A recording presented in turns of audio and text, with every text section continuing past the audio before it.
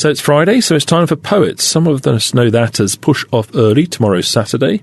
But in this context, it's the Perioperative Enhancement team. Inspired by Dr. Sol Aronson and the team at Duke, a selection of clips to get us thinking about the next steps in providing world-class perioperative care. You'll find the full lectures in our back catalogue, or join us at the upcoming Perioperative Practicum for expert discussions, business case tips, and hands-on workshops. Go to www.ebpom.org and look for our international programme of perioperative practicums. Top Bed Talk. So our first speaker, speaking to the subject in 15 minutes or less of perioperative medicine, is population health. Sol, over to you, buddy. Thank you. So the question that I am going to hopefully ask us to ask ourselves is perioperative medicine population health? I hope we own that answer by the end of this sort of discussion. A few disclosures that I wish to share with you. And then I want to begin by saying we've been lucky. All of us who have been privileged to work in that perioperative space over the last many years, decades, have been lucky. Unfortunately, those days are numbered, and depending on what zip code we live in, either sooner or later. I think success is a lousy teacher. It seduces smart people into thinking they can't lose. That was a quote by Bill Gates, and I think it really underscores so much of what we today in healthcare have to consider about our transition. We all know these data. Unless you've been living in a cave or sleeping underneath a rock, I don't think any of these data should come as a surprise to you, but just to sort of set, if you will, the foundation of this lecture and the rationale for our urgency of thinking about who we are and what we are doing. Obviously, the cost of healthcare has exponentially grown faster than the cost of just worldwide inflation, and the attribution of that is almost equally, if you will, weighted between prescription drug costs as well as hospital costs as well as professional costs. But it certainly is escalating at a rate that is much, much exceeding the normal inflation rate. We're spending about $3.5 trillion a year in this country today on healthcare, and yet there still is this disproportionality of fee-for-service versus, if you will, managed care. And we're so much still weighted to a fee-for-service world. And so that sense of urgency just hasn't really hit home in the way that it needs to. And yet when we hit that edge of the cliff, we're going to fall very, very quickly. And so though we do need to know that there's a steady creep of ACOs and accountable care kind of management within our population, it is true that so many of us are still kind of living with our head in the sand and underneath the rock. That day will change quickly. So what is perioperative medicine? Mike Grocott, I think, quoted this a while ago, and it remains just one of, I think, the most thoroughly good definitions. Perioperative medicine describes the practice of patient-centered, multidisciplinary, and integrated medical care of patients for the moment of contemplation of surgery until full recovery.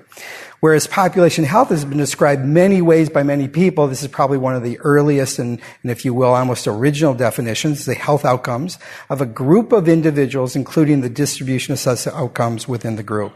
So is perioperative medicine population health?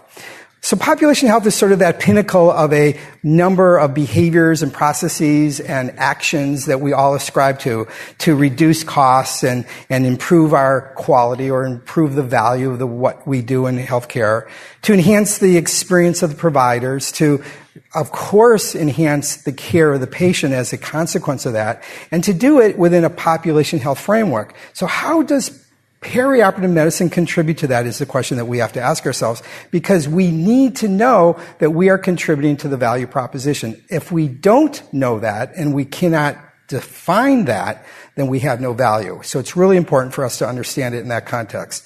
A few, if you will, foundational facts.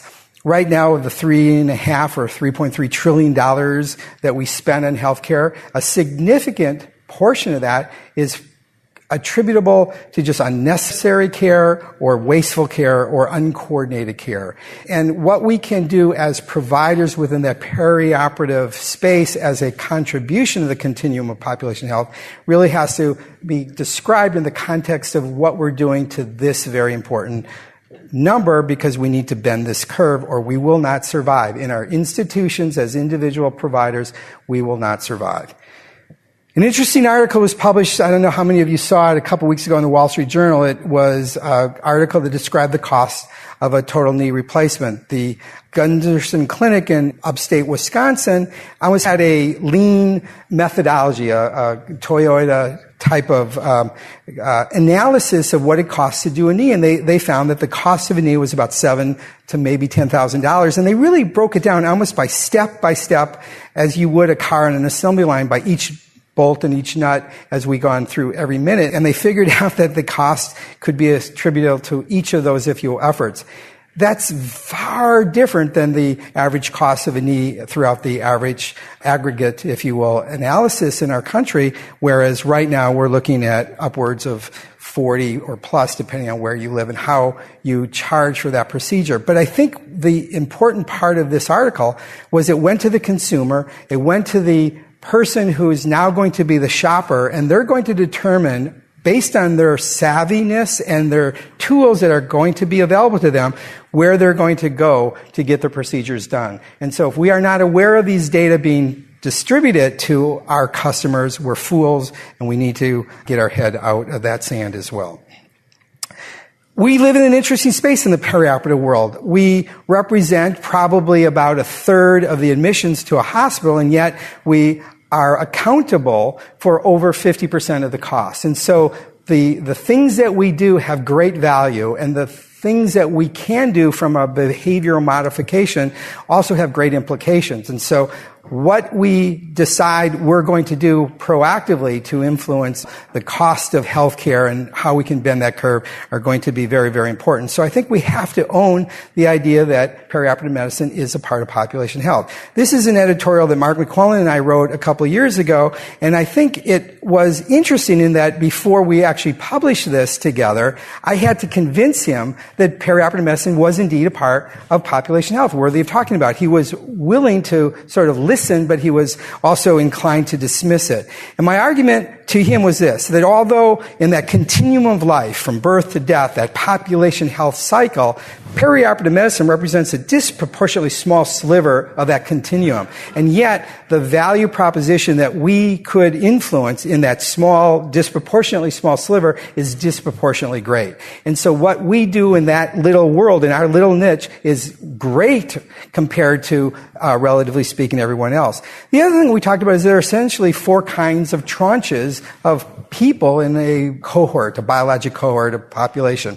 There's healthy people, that's the big base of the triangle. We know right now they're getting their care in retail consumer sites. People are going to Walmart to get their health care and their well checks. They're going to CVS. Whether or not we can continue to provide value in that population is some soul searching that I think we in healthcare need to consider. The next tranche is people who have disease, they have chronic medical disease, but they're well controlled. You probably wouldn't think of it. You probably thought I was an Olympic athlete, but I actually do have high blood pressure and hypercholesteremia. I take my pills every day. I'm well managed. And I represent that other sort of population that there's trivial value proposition if you take care of me, but I'm otherwise pretty well managed. The next tranche is the population with chronic comorbidities that are not well managed. And that's the population where there's a large value proposition. And we need to, as perioperative physicians, figure out how to touch them earlier in the curve and bend, if you will, their care so that we can influence population health value in our domain of perioperative medicine. The fourth tranche is people with complex special disease. By 2020, 25% of us in this room are going to have at least one chronic comorbidity, and I would say 50% are going to have at least one, and 25% of us are going to have two or more.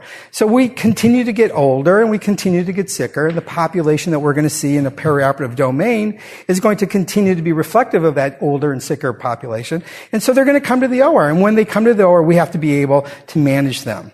When they have a complication, on the average, and these are data that are already a few years old, it's about a $12,000 additional cost to anything that happens just from a surgical complication. So what do we do about that? I think the current surgical pathway is fundamentally flawed. If you think about it historically, back in the 80s, we all, when I was growing up, and many of you weren't born yet, we would have a patient show up in the hospital the night before. We'd go do our preoperative rounds, and we write our little preoperative note, and we'd see that patient that we pre-op the next day in the OR. And of course, ambulatory surgery became more of a mainstay. And in the early 90s and late 80s, that became even more popular. And of course, in the latter 90s, it even had become even more pervasive with the onset of rapid recovery pathways. And so what we're seeing is not only that shift in behavior, but also a shift in where we're doing our procedures. The site of service is changing. And a consequence of those efficiency models to reduce length of stay is that we're not seeing our patients as early upstream as we ideally would like. And so we're not getting a chance to proactively manage those patients, to manage those chronic comorbid conditions that will influence their care. So what happens? We see a patient a couple days in a pre-anesthesia testing clinic. Before their surgery, we make sure their name is spelled with one T, not two. We put the purple X on the left shoulder, not the right knee. And we take inventory of all their chronic medical diseases, and we say, oh my God, you're really sick. I'm going to pass that information forward to the team that's going to see you in the OR that day. And the team that catches them in the OR that day go, oh my God, another sick patient. I hate this, but who better to take care of this patient than me? After all, I did a fellowship in taking care of sick people. So thank God they're here, and thank God I'm their person. But lo and behold, sick people do less well than healthy people, and poorly managed sick people do less well than well-managed sick people. And we know that. We write about that. We go to warm places during cold months, and we stand on podiums, and we talk about that.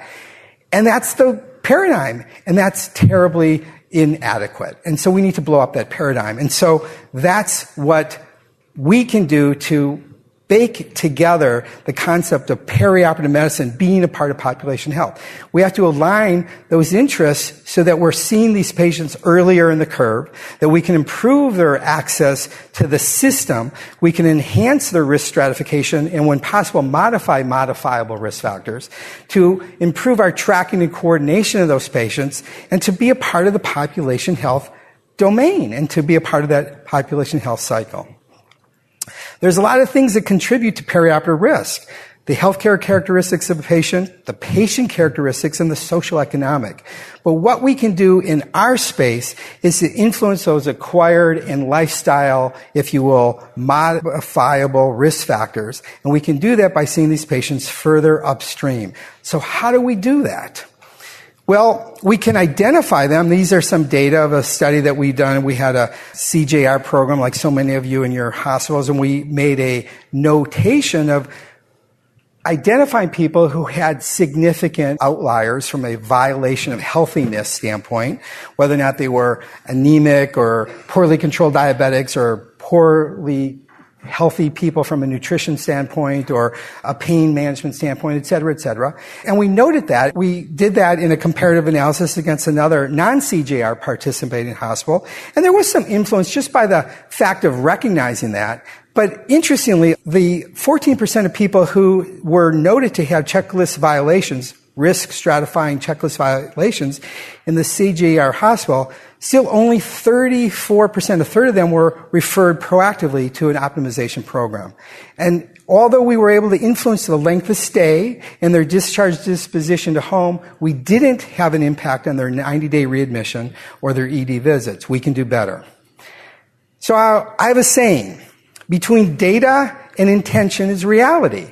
We know what the data is, and we know ideally what we want to do, but then there's reality. And the reality is, if it isn't easy, it isn't going to happen. How can we make our intentions work in a way that enable us to make it happen? And that's the challenge. And that's what these next 2 days are going to help us, I hope, talk about. What we've done at Duke is we've just launched something called the PASS Clinic. And it's an acronym that stands for the Perioperative Anesthesia and Surgical Screening Clinic, where we're not just taking inventory of a patient's risk, but when we find that that patient has a modifiable risk factor that is not optimized, they're not ready for surgery based on our criteria, we divert them to a preoperative optimization clinic, albeit a preoperative anemia clinic or a preoperative diabetic clinic, et cetera, and we have a specialized team fix it.